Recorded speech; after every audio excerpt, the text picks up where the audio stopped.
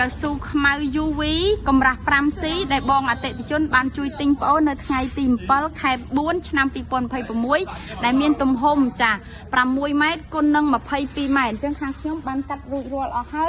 យត្រៀមផ្ញើជូនបងតាមក្រុមហ៊ុនវិរៈប៊ុនធម្មសម្រាប់ពុកម៉ែបងប្អូនទាំងអស់គ្នាដែលមានតម្រូវការតង់កៅស៊ូចាឬក៏កៅស៊ូខ្មៅ UV គ្រប់ប្រភេទបងប្អូនអាចធ្វើការទំនាក់ទំនងបានខាងខ្ញុំមិនត្រឹមតែមានលក់ចាប្រភេទកៅស៊ូ UV កម្រាស់ 5C 3C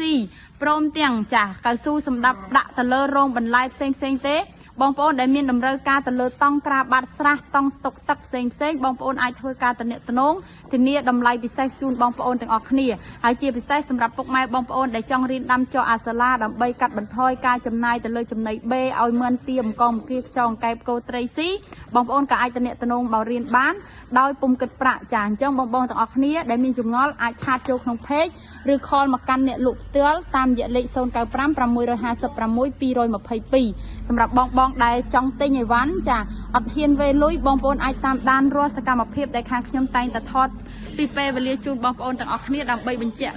សូមអរគុណសូមគោរពលា